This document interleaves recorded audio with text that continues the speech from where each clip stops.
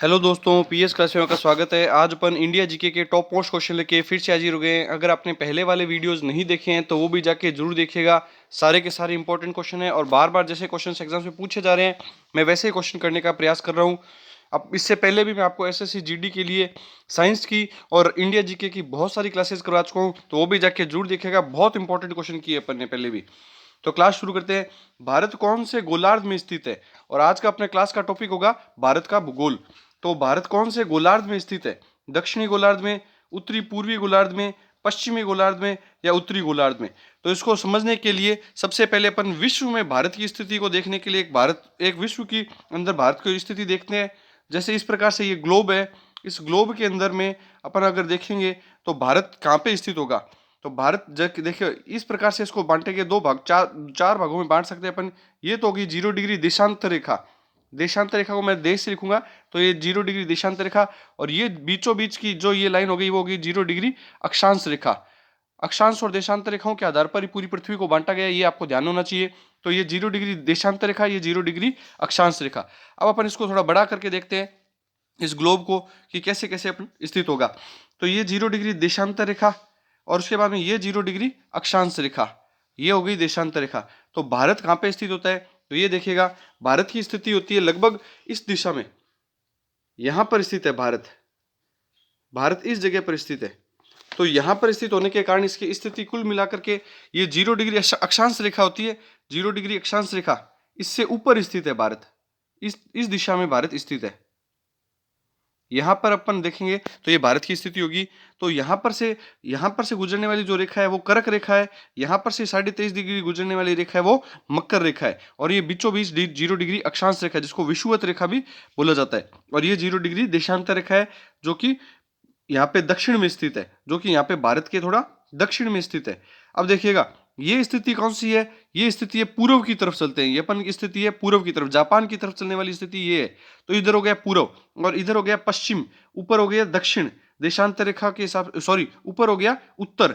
ऊपर कौन सा हो गया? उत्तर देशांतर रेखा में। और इधर हो गया दक्षिण। तो भारत की स्थिति देखिएगा उत्तर और पूर्व, उत्तर पूर्व के बीच में स्थित है भारत। तो भारत की स्थिति कौन सी होगी? उत्तर पूर्वी गोलार्ध में स्थित होगी। पूरे विश्व मैप में भारत की स्थिति कौन सी होगी? तो उत्तर पूर्वी गोलार्ध में। इसका आंसर क्या होगा फिर?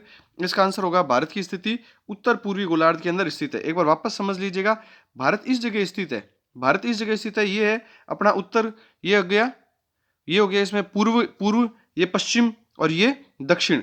तो इसमें भारत की स्थिति उत्तर पूर्व के अंदर स्थित है। विश्व मैप के अंदर भारत की स्थिति उत्तर पूर्वी गोलार्ध के अंदर स्थित है, इसलिए पूरे विश्व में भारत उत्तर पूर्वी गोलार्ध में स्थित है। और एक ये ध्यान रखने का बहुत इंपॉर्टेंट है ये भी फैक्ट कि पृथ्वी के घूर्णन की दिशा अगर आपको पूछा जाए, पृथ्वी किस दिशा में घूमती है? पृथ्वी के घूर्णन की दिशा, तो आप सूत्र याद रखिएगा पप्पू, उससे याद रख सकते हैं आप। पश्चिम से पूर्व की ओर, पश्चिम से पूर्व की ओर घूमती है। इसका आंसर भी क्या होगा? पश्चिम से पूर्व की ओर घूमती है। और भारत कौन से गोलार्ध में है? उत्तर पूर्वी गोलार्ध में स्थित है। नेक्स्ट क्वेश्चन देखिएगा, क्षेत्रफल की दृष्टि से भारत का सबसे बड़ा राज्य है। वेरी वेरी इंपॉर्टेंट क्वेश्चन है ये भी, भूगोल के अंदर पूछा जाता है ऐसा क्वेश्चन भी। तो क्षेत्रफल की दृष्टि से भारत का सबसे बड़ा राज्य कौन सा है? मध्य प्रदेश, उत्तर प्रदेश, राजस्थान या गुजरात? इसका सही आंसर होगा राजस्थान। क्षेत्रफल की दृष्टि से भारत का सबसे बड़ा राज्य कौन सा है? तो इसका सही आंसर हो जाएगा राजस्थान। राजस्थान का क्षेत्रफल पूछा जाए तो वो भी आपको याद रखना 3,42,239। इसको याद कैसे करेंगे? 3,42,239, 3,42,239, ऐसे 2 या 3 बार रिपीट कीजिएगा। 3,42,239 वर्ग किलोमीटर। तो याद हो जाएगा 3,42,239 वर्ग किलोमीटर भारत का क्षेत्रफल है। तो इसका सही आंसर होगा राजस्थान। नेक्स्ट क्वेश्चन देखते हैं, भारत की सबसे पुरानी पर्वत श्रृंखला कौन सी है? वेरी वेरी इंपॉर्टेंट है ये क्वेश्चन, बहुत अच्छा क्वेश्चन है और बार बार पूछा जा चुका है ये क्वेश्चन। तो भारत की सबसे पुरानी पर्वत श्रृंखला कौन सी है?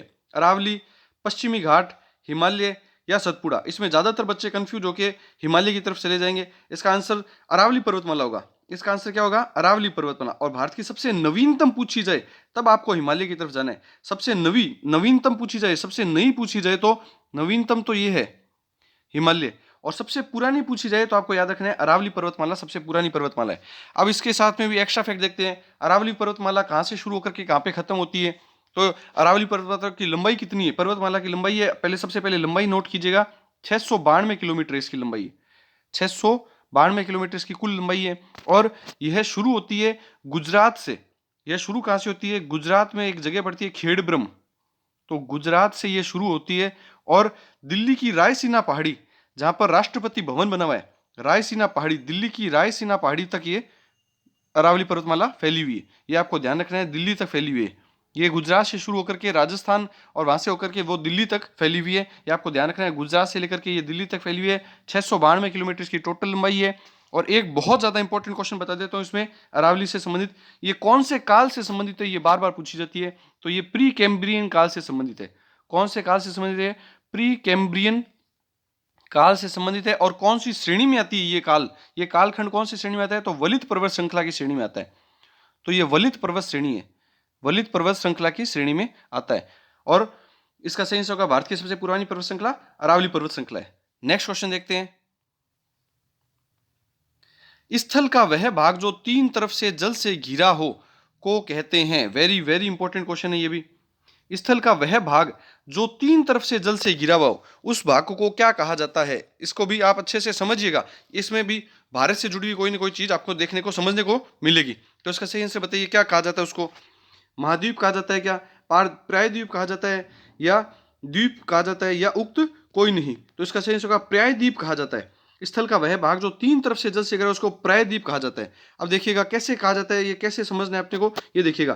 तो भारत के जो नीचे वाला भाग है, जहाँ पे श्रीलंका वाला भाग पड़ता है, तो भारत का जो दक्षिणी हिस्सा है, ये भारत का जो दक्षिणी हिस्सा है, इस दक्षिणी हिस्से में देखिएगा तीन तरफ से जल से लगता है, इधर से और इधर से और यहाँ से, तीन जगह से ये जल से घिरा हुआ है। इस वजह से इसको प्रायद्वीपीय भाग कहा जा रहा है। और इसमें तीन जगह से कौन कौन सी जगह से जल से जुड़ा हुआ है, तो अब इसको समझने का प्रयास कीजिएगा। यहाँ ये गुजरात वाला बॉर्डर वाला भाग है, फिर ये नीचे श्रीलंका की तरफ वाला भाग है, तमिलनाडु वाला, और इधर पश्चिमी बंगाल वाला भाग है। तो यहाँ से देखिएगा गुजरात की तरफ से ये जुड़ता है, किससे जुड़ता है? तो गुजरात की तरफ से ये अरब सागर से जुड़ता है, पश्चिम में ये अरब सागर से जुड़ता है, पश्चिम में ये अरब सागर से जुड़ा हुआ है, इसी वजह से।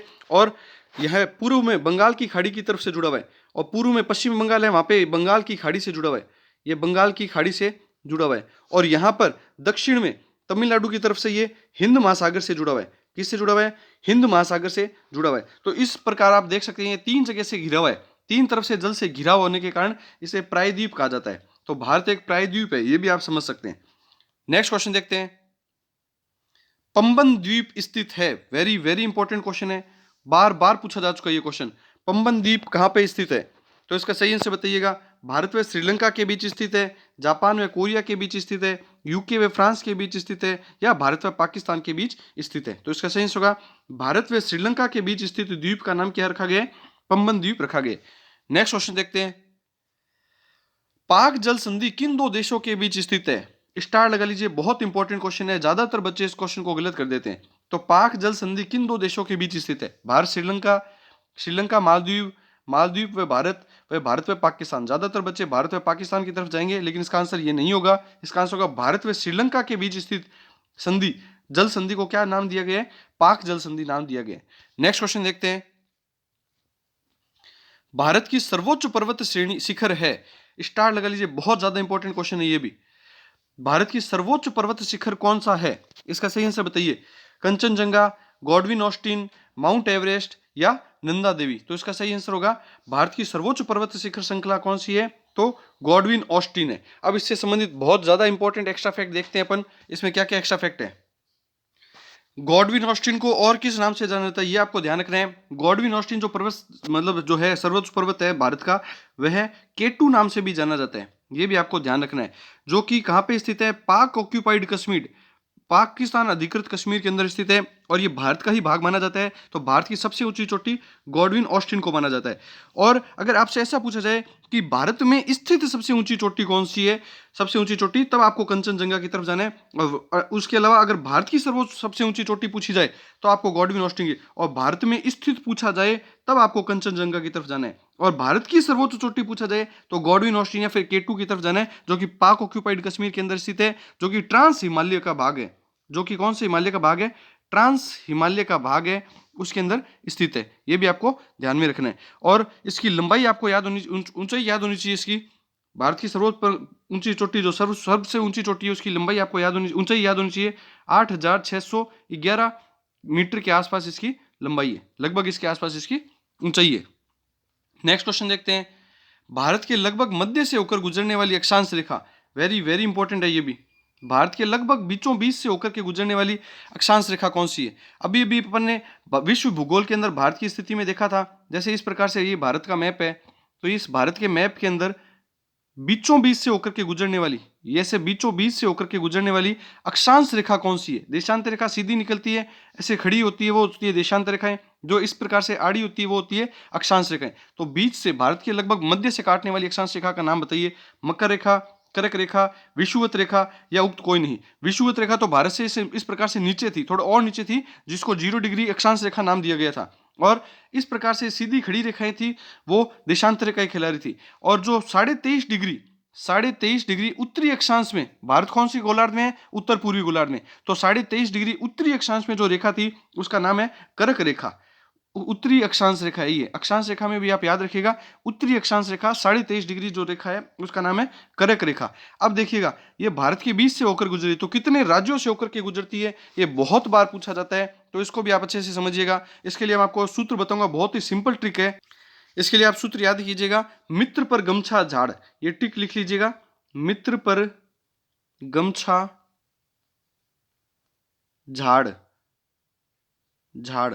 तो अब इसको देखिएगा, मी से हो गया मिजोरम, त्रि से हो गया त्रिपुरा, पै से हो गया पश्चिम बंगाल, रै से हो गया राजस्थान, गे से हो गया गुजरात, मै से हो गया मध्य प्रदेश, छह से हो गया छत्तीसगढ़ और झाड़ से हो गया झारखंड। इन 8 राज्यों से होकर के भारत में अक्षांश रेखा, उत्तरी अक्षांश रेखा जिसको बोला जाता है कर्क रेखा, 23.5 डिग्री उत्तरी अक्षांश रेखा जिसको नाम दिया गया कर्क रेखा, वो होकर के गुजरती है। इसको आप अच्छे से याद कीजिएगा, मित्र पर गमछा झाड़, मिजोरम, त्रिपुरा, पश्चिम बंगाल, राजस्थान, गुजरात, मध्य प्रदेश, छत्तीसगढ़ और झारखंड। ये बहुत इंपॉर्टेंट ट्रिक है, इसको भी आप लिख लीजिएगा। नेक्स्ट क्वेश्चन देखते हैं,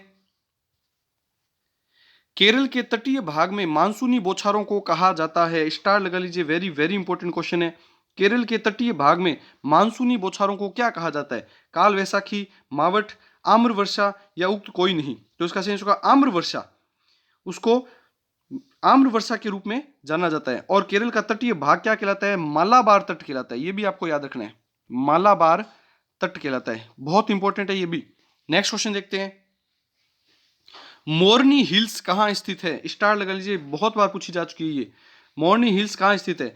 मध्य प्रदेश, हरियाणा, तमिलनाडु या असम। तो इसका सही होगा हरियाणा के अंदर स्थित पहाड़ी का नाम क्या रखा गया है? पर्वत का नाम रखा गया है मोरनी हिल्स। आई होप जो भी अपन ने क्वेश्चन किए हैं आपको अच्छे लगे होंगे। वीडियो को ज्यादा से ज्यादा दोस्तों में, स्टडी ग्रुप में शेयर कीजिए, चैनल को लाइक शेयर सब्सक्राइब कीजिए।